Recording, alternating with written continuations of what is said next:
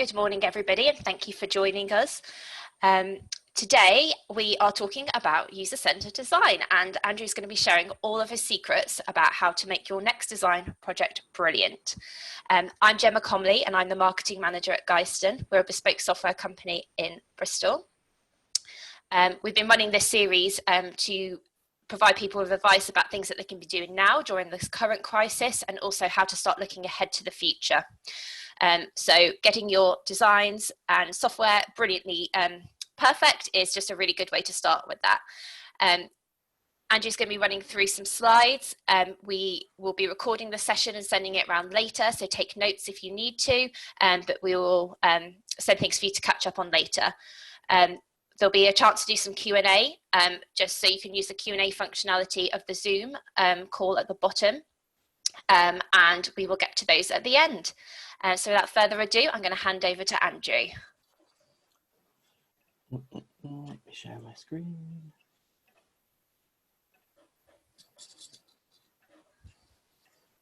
Okay, up and running. Okay, so as Gemma said, I'm Andrew. Hello, I can see myself waving in a tiny corner in the middle of the screen. I got to admit, 2 seconds before I came onto this, I found it very awkward that I couldn't make eye contact with anybody. So I have drawn a small picture of Gandalf about here, so I can look at him. So you all look like Gandalf at the moment, so enjoy. So let me start properly.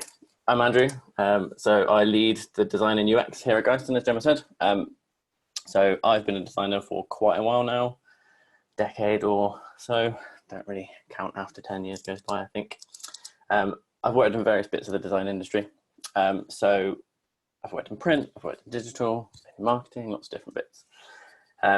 Something good about that is all the skills and things I've gained across all of that I can now use to help our customers. So we build digital stuff, obviously, software.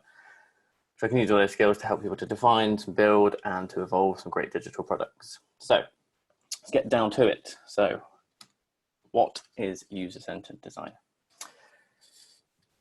You've probably seen, maybe seen if you've ever Googled it, different charts, a bit like this, charts, graphs, whatever you want to call them. Google's full of them. So if you put in user-centered design, design thinking, kind of goes by many different names. They're all very similar and they cross over, but we're going to focus on user-centered design today for the simple reason that this one is tailored more to digital products. Design thinking, things like that are still useful and they can definitely be used, but they are very product-based, maybe physical products, things like that. So user-centered design is, as this kind of suggests, is an iterative process. So it's focusing on the users, as the name suggests. It puts them at the center of this whole entire process. So you're putting them involved in the design and the development of a product that they're eventually going to use. So obviously that's going to be useful. So we're engaging with users from the very start and throughout the whole process. So we're taking into account their goals, their pain points, the situations they're in when they're using the product. And importantly, we're getting all of that feedback. So if they've never seen it or if they've already been using it, if it's a new thing, we can gain all their insight, which is something that we just don't have, you know. So this style of process, like I said, is very popular at the moment for a good reason. So if you, like I said, if you Google it and you're finding all these different things, there's a reason for that. It's very popular and it works. So yeah, it's becoming the norm and it's quite exciting, especially as a designer. Wasn't too long ago really that the kind of mood around design and product design was kind of that you were supposed to know everything. So as a designer, you were kind of, you'd have that moment when someone would brief some work into you and you would think, I need to get this right. Like when I show them something, it needs to be right and it needs to be everything they need and bang on and perfect first time. And that's quite terrifying and also hard to achieve because you don't know everything. You don't know everything about the product you're making, you don't know everything about the people that are using it or even the company you're working for. So yeah, to be working in this culture of feedback and collaboration is it's a fun time and it's exciting. And it's a real luxury, to be honest. I kind of started thinking about why it was a luxury as I was writing this, and it reminded me of, I used to work in print. I still do some print work, but obviously mostly doing digital work. And print's lovely. I do love doing print. That's where I started, but it is really terrifying for the reason I explained. You don't get any feedback. You design something, you're kind of in a bubble, of your own little design studio, you're designing a poster or a billboard, a magazine advert or something like that, you can get feedback from the people you work with, from your peers. So get critiques, design critiques and things like that. But obviously that's bringing in people's feedback that are still in the same design studio as you. They're still in the same little bubble that you're in. So there's a little bit kind of interlated, you know. So you finish it, you get this print work done, you check it loads of times for errors, make sure there's no spelling mistakes, all that kind of thing. And then you send it to print to go onto a billboard or into magazines or things like that. And then you sit in a corner, kind of rock slowly and hope that everybody likes it. But you can't know if they do or not. These days you can a little bit more. So Twitter, Instagram, all these things. People can take you down pretty quickly if they don't like what you've done, or obviously build you up if they do like it. But the thing is, it's done. It's printed it's on a billboard. It's massive, or it's in a magazine or something like that, and it's done. So whether someone says they like it or don't like it doesn't really help, because you can't do anything about it, really. You might be able to do it on the next print run, but like I said, billboards, things like that, it's normally not another print run. They're expensive. So it's terrifying. So the feedback loop that you can get in digital products and in processes like this, like user-centered design, really is a superpower that we should really be using when we can. So a little bit about how I came across this, because I thought it's quite interesting speaking to other designers and people that know about all these different processes, how they actually came across it. And a lot of the times, it's actually, most of the time, you're doing bits of it, because as you work and as you're doing different projects, you start to kind of go down different parts of these paths. And then you kind of find that there's this more defined path, or there's this process that other people have been using, and you can take it and, you know, mold it to how you need it to work, or the businesses you're working with. So how I started out was doing print work, exactly like I said, and then after that I went on to building websites. So I worked as a freelancer for a bit, and I worked for a couple digital agencies building websites. And what occurred to me pretty quickly was that the design, obviously very important, but it doesn't matter how great they looked, especially with websites, if nobody found them and used them properly, they were useless. You could have the best looking website in the world, if no one can find it, and when they get there, and if they get there and they can't use it, it's useless. So if this was a movie, this would cut away to the montage scene of me reading loads of books and learning loads of things and having a few aha light bulb moments as I realized that the world exists with these processes in it and it can be followed. So yeah, I was dealing with websites at the time, which kind of naturally led me to things like Google Analytics and things like that, to see how people were interacting with the websites I was building, which is useful, but it only gives you part of the picture, because especially with Google Analytics, things like that, people are already there. You don't know how they got there necessarily. You don't know what their path to the website was, what their path afterwards was, things like that. So there's a lot of grey areas, and especially when you take it outside of the screen, whether that be the phone or the laptop, you would need to know what's happening outside of that, because it's the situation the person's in, the way they're feeling, what they're looking for is important. And that's something that you can only really learn by spending some time with users, and spending time with them is important, because that's a big part of user-centered design, is empathy and emotional reaction. Sometimes what people say isn't exactly what they mean or how they're feeling. You can get some of this information by chatting to people, but spending time with them to gauge their body language and the reactions to things. You know, you're showing them an app, you're showing them some designs. Their reaction to that is important, and they won't always necessarily articulate that. So for example, you could speak to a user and they could say that the app needs to be faster. So they've got a mobile app, it needs to be faster. So you can go away, spend loads of time making screens faster, reducing the speed on everything, super snappy. But what they really meant is they just needed some access to a certain piece of information faster. For example, like Pure Gym, something like that comes into mind, where you've got access codes that you get on your app. So you need that fast, and they've got it fast. It's on the first page of the app. Things like that. You know, it could be that they just need access to information faster, not a faster app. Physical products, someone could say that their pushchair needs to be lighter. But what they really mean is they need it to be more maneuverable. You can spend some time with them seeing how they interact with it and realize that the frustration comes around actually folding this thing that's like a Rubik's Cube and putting it in a boot And then really the actual weight of it isn't necessarily the problem. It's more the maneuverability. If you could collapse it really easy, then go in the car, job done. So it's not always what's said. There's sometimes things underneath that. A lot of that might sound a bit like common sense, and it kind of is, I guess. I think that's what part of the beauty of this process and others like it is that it feels like common sense and it fits, and something you find and then you can use and fits into the way you work. It's like magic, you know? So I'm going to double all the way back. So why does it work?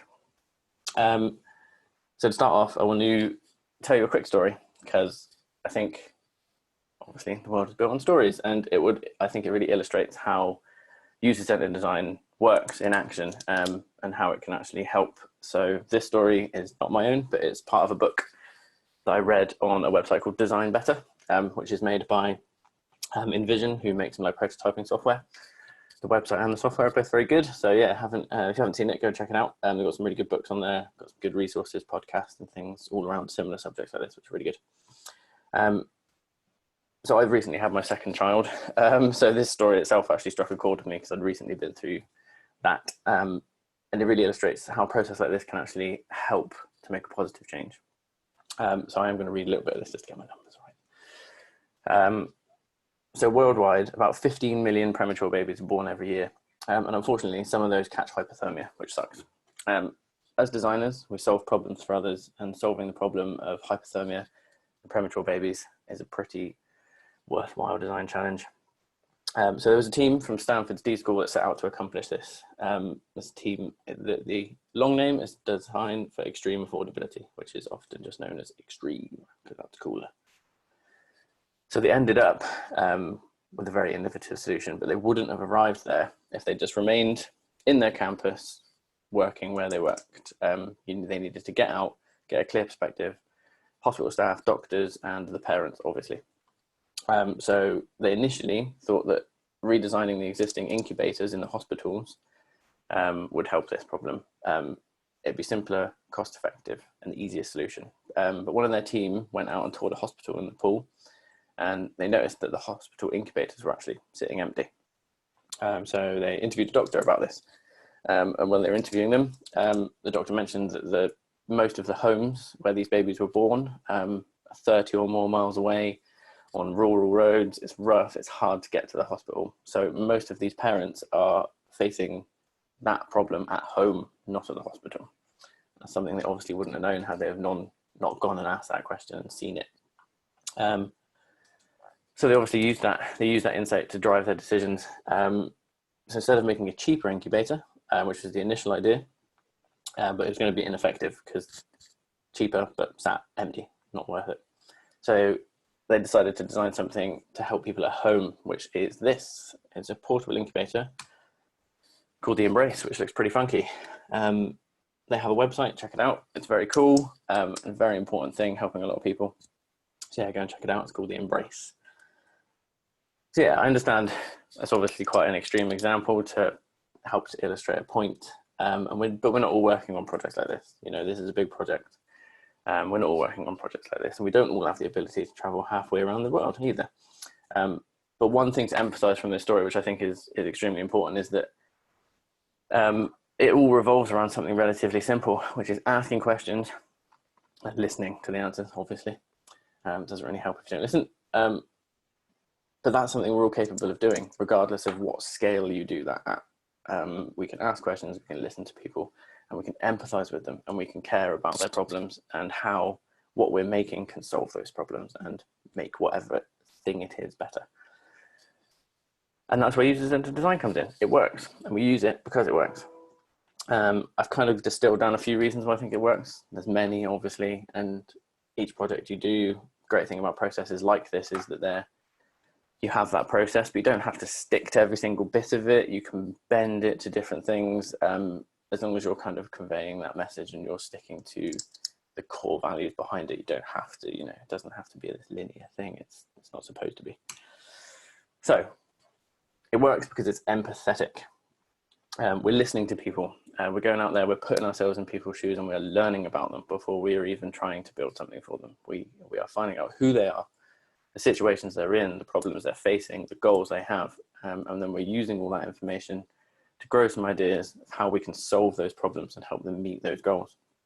When the people using the product are involved in the design process and the development process, then the product we're going to build is going to be something they love, hopefully.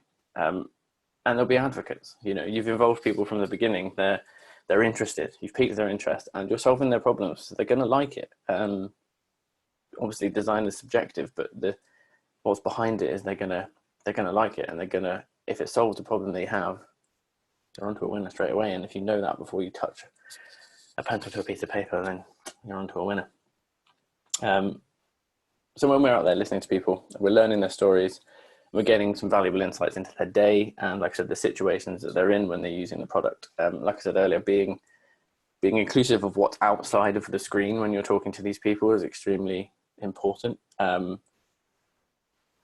It can help, you know, if we have a user, they're going to be using an app on a bus, you know, I don't know, Kindle, those kind of things, reading books, mostly used on a bus, being shaken around like a blender, then you need to account for that, you know, font sizes, the way things are laid out, spacing, all that kind of jazz. You need to think about those things, and it could fall flat if you didn't know that. And it's a simple question. What they're actually doing in the product is just as important as when they're outside of it. Like I said, apps where time is involved, you know, if someone's trying to do something quickly, they need to scan a QR code at a till. They need that QR code. The design needs to take them to the thing they need straight away. And as I mentioned before, this sort of insight is gained not just by asking questions, but also observing people to build a kind of fuller picture. It's optimistic. I love a bit of optimism. So starting on this journey, I think at least, maybe I'm sad, but it's exciting. The opportunity to go out there and listen and learn and to be able to help people is an amazing prospect. When I sat down as like a, I don't know, however, a year old and started drawing pictures and hoping I could do that for a job, I did not ever imagine that I would be able to use it to actually do things to help people, if that makes sense. Like, you start designing business cards and that's good, but to end up in a place where you're actually making positive change for people was fantastic. And there's an optimism in that, and there's a real reward in that as well. We're approaching these products and things with what's called like a beginner's mindset. So you're like a 4-year-old with a crayon, chasing things down, all excited, and it's a really special thing. And it goes with empathy. Optimism and empathy are a strong mixture. When we are genuinely caring about the people that we're making these things for, it creates a feeling of confidence, which surrounds the project. You know, it surrounds the users. They're confident that you're going to get it right. Because you're caring, you're listening to them, and you know the company you're working for, or if it's your own app, you've got that confidence, and it backs up what you think, or things like that. You know, and with that, obviously, comes honesty, because you can be honest. You don't have to pretend you know everything. We don't know everything, and we're going out there and we're saying that we don't know how to do that. We don't know how to solve the problem yet, but we're going to find out, and this is how we're going to find out. And again, there's confidence. There's a huge optimism in looking into a kind of, it's blank page syndrome a little bit, but it's in looking into this expanse of ideas and starting to explore them is exciting. And then you can take them back to the users, test them, iterate them, make them the best they can be. So it's open-minded. Like I said, we're not experts in every field. I'm a designer, but part of a designer's skill set is to collaborate and to use the knowledge of other people. We're working as a team. We're working with users, business owners, the team that we're working with, the developers, all of those people. We can bring all that insight together to create something that's really great. It's something that shouldn't be done in a, individual fashion. You've got people there at your disposal that know so much. We're creating with people rather than for them, I suppose is a good way to explain it. We're listening and we're learning and using the knowledge to solve the problems, and being open-minded is a key to that. You need to blank sheet it and just take down people's problems. We don't need any misconceptions or any preconceptions, about the problems that people are facing when using a certain product. It's mad when I say I'm a designer, obviously not a designer. I'm not an expert in every field. The things I've kind of worked on and the things that we've done is, yeah, it's amazing. One day you're, you know, working in sandwich manufacturing, and then the next day you're working with vets, and the stuff you learn is pretty awesome. And again, open-mindedness, very interesting. It's inclusive. So it's including everyone from a business. Job roles, the whole lot, doesn't matter. You don't have to be a designer. And that's one of the most fun things about it, is that obviously it's partially facilitated by design, but you don't have to be a designer to do it. It includes everybody, and that's what's lovely, because everyone in the business, everyone, the users, all those different people, they have so much insight from different points of view that you wouldn't get otherwise. So the more the mix of people involved in the process, the better. We're not designing by committee necessarily. That can be messy. So obviously there's a collection of information that you take back then to design. But that collection of information is very important. We want to have a view of a product from every single angle, so we can design it to be at its best. It's not just about what we see, it's about everybody's viewpoints. Like I said, a product born in isolation without the viewpoint of other people is going to struggle to thrive if you're putting something out into the world that no one's ever seen. There can be luck, you know, there's stories that someone just drops something in and it works, but, you know, can't rely on luck necessarily. It's iterative, which is not an easy word to say. It's been eluding me while I practice this. So we're designing, we're testing, and we're failing, and that's one of the important things, is not to be afraid to fail. Failure is a bit of a scary word, obviously, but it's necessary. You don't want to get it wrong. It'd be great to get it right first time, but part of what this process encourages is that you can iterate, that you can say, hey, here's what I think will solve that problem, and then someone can go, no, it doesn't, and you can change, and you can keep iterating that process and going back to the original print thing. That's one of the luxuries. It's one of the real superpowers we have, is that we can learn, and we can get something out there in front of people and get them to tell us what they think, and then we can use that to make it better and better and better. We're gathering some feedback, obviously, from the same people that we met at the start of the process, including more people, to make sure that the product we're making is truly aligned with the needs of what they need. All good products, digital and physical, are building on feedback, obviously. Like I said, for designers, it's a massive luxury when it comes to refining a great product. And it has big business benefits.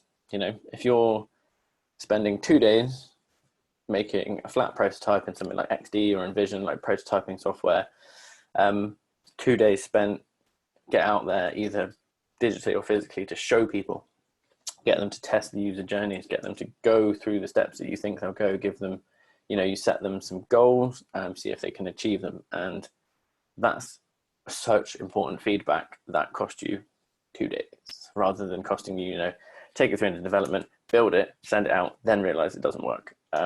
It's saving that time and money up front, which is, well, big wins. So it's invisible. This is where the dad jokes come in.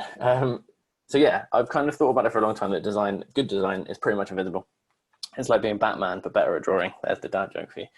That's not only because I want to be a superhero, but because if you're doing your job right, or if I'm doing my job right, then nobody really knows I'm there. Something I wrote, which is on this slide when I first started at Geiston, was complex design hiding behind instinctive simplicity.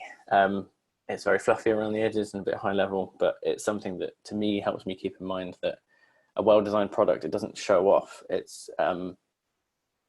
does what it does, and it does it well and easily, and it's a pleasure to use. There's a lot of work goes into that, obviously.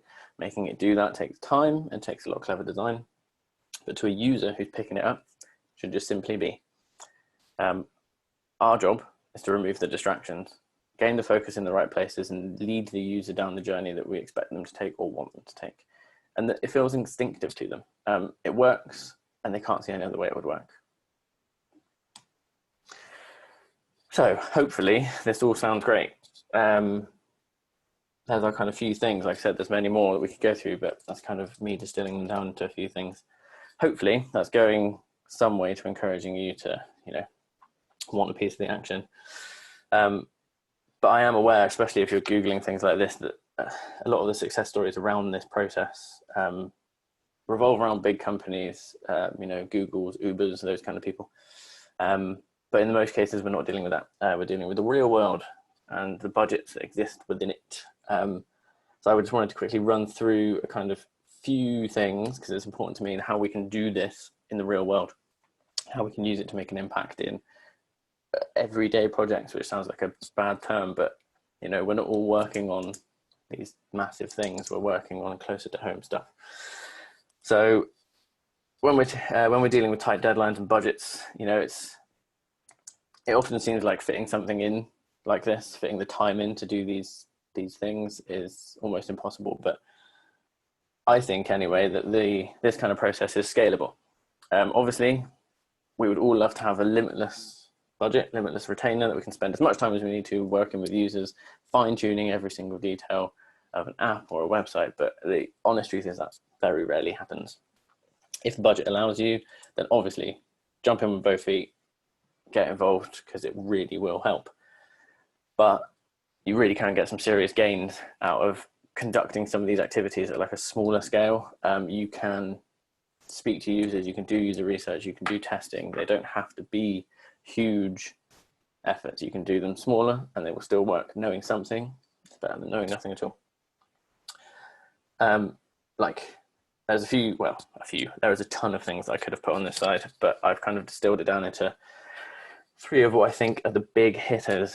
So first up, find your users, or at least as close as you can get to them. Meeting users, for a lot of us, is hopefully easy.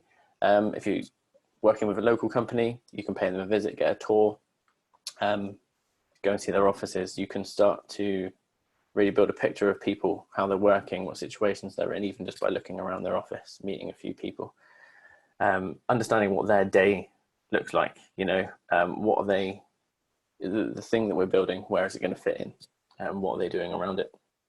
If you're not local to them, you can video chat them like this. Obviously, these day and age, we're learning that we can do a lot over video, spending most of our days on it. And it's become more socially accessible, which is nice. I think maybe before this happened, it was a bit, but like if you'd have suggested to video chat someone, they may have been less receptive to it than they would be now. If you can't do that, if they don't want to, or they can't, you know, say you're working with a gym in Scotland, that's random, but maybe you are, and you're in Bristol, you go to a local gym, hang out there, don't be weird, probably should be a member as well, but you get what I mean. Go to somewhere that's similar. You're working for a coffee shop somewhere else, go to a coffee shop there. You know, you're working for this business, look at similar. You can start to build a picture of things. And obviously the internet is our friend at times like this. Social media you can use to recruit people. There are lots of lovely people out there, especially I've found in the design community. People want to review work, people want to test things. You can also do the same with users. I've had tons of them come through myself.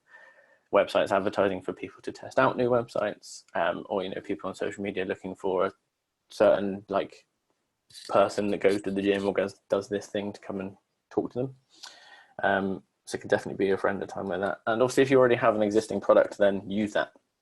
You might have some super users in there, you know, some people that love your stuff that would totally want to help. You can give them a little message when they're in the app or on the website, ask them if they would help, recruit some people that way, so that you can speak to these people. Or, you know, if you can't get to any of these people, then your friends, your family, the people around you, speak to similar people. You know, if you're working for building an app where you can read books, speak to people that like books. You get what I'm saying. I mean, to be honest, the truth is that, as I said before, this kind of process is becoming much more widely recognized. So I would be surprised if you couldn't get hold of anybody, and I would hope that you could get access to somebody. Next up, build your personas. So we found the people, now we need to document them. So a persona obviously is the persona of somebody, but obviously if we speak to one user, we need to generalize that a little bit. We're not building just for one person, we're building for groups of people. So you need to segregate those into the types of users they are based on whatever you're building. So you've spoken to a range of them, you're collecting what we've learned from them, their stories, we're translating it into personas. We have some of these, we document their goals, we document their pain points, their motivation. you know, what it is that's making them do that, what they want to do, get where they want to go. And all this helps you to inform their design decisions. These personas, they sit in the background, and you continually kind of refer back to them. You know, this person's got this point, so you're coming up against a design problem. Is it going to solve that problem? Does that work for this person? We also include an empathy map on ours as well, which is really useful. So that helps, like I said, to document the emotional response. So how they're feeling, what they're thinking, all this kind of stuff. And then a user journey. So obviously there are peripherals to it, but you can have this kind of user journey where you can think of how that person is going to get from their pain point to their goal or similar. And it starts to give us a good vision of what we need to build to make that user happy. So we name them, we love them, and we make sure we keep revisiting them. And like I said, they sit there behind the project, and you're constantly looking back at them to help you make decisions. And they change. So revisiting them is a good idea. Once you've got something built, you can start to take what you hoped would work and see if it did work. You know, this type of user was going to make this journey. Well, did they fall off? Should it be changed? Is the persona wrong? You know, new users join. Is there new people that you need to document? Those kind of things. Especially at a time like this, you know, situations are changing quite regularly, and we're all in, you know, a different place than we were. So people's interactions with the internet or their time on video chat and all that kind of stuff is changing. So it's a good time to revisit. Okay, and then we test. So this is just as important as the research itself. It's like the Watson to your homes, you know. Spending the couple of days we mentioned prototyping the idea, putting in something like XD or Envision, means you can get it in front of people. So you can test early. So you can get out there with an idea. You've met them, you know their problem, you know what they want to do with it. You build something, you get an idea out there. Obviously after getting an idea, which is, you know, I think that sounds easier than it is. But you can get it in front of them, you can see their reaction, and you can learn from it. Like I said, that's where the time saving comes in. You know, you're getting something early on in the process that you're getting out and getting feedback on. Some of the features, like I said, Adobe XD, Envision, all these different things, that some of the features built into these programs is that you can prototype it, get it on a mobile device if it's an app or something like that, and it can look, for the most part, real. You know, if you've got design systems to follow, if you have a brand and things, and you can color it and you can make it look like a real thing, then you can get out there and test it with people, and they probably won't even know, especially if the user journey is mapped out and it works. It's likely they won't even know, and then you get even better feedback then, because they're thinking it's a real thing, they're interacting with it. You're going to come up against some inquisitive people that bash against the walls a bit, but that's good. It just sparks more conversation. Obviously they're intrigued, therefore you can use that to learn some more. So we have reached the end, fine people. So thank you for coming out super early and listening to me ramble on. If you've got any questions or anything, then obviously put them in the chat like Gemma said now, we can answer some.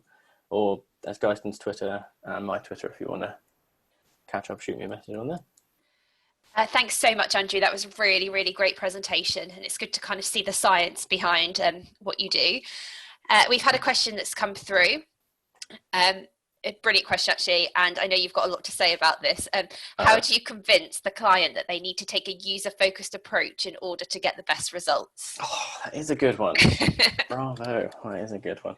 I think with something like that, as I said before, when budgets and constraints are in place, it's a sad fact that this kind of stuff is something that does suffer. Because obviously if you're looking at building a website, building an app, getting it built is important. So if there's a constraint, then sometimes these things suffer. So I completely get that, and it can be a hard sell. But I think, to be honest, the results kind of speak for themselves. You know, there are, like I use some of these stories and analogies, there are a million of these online.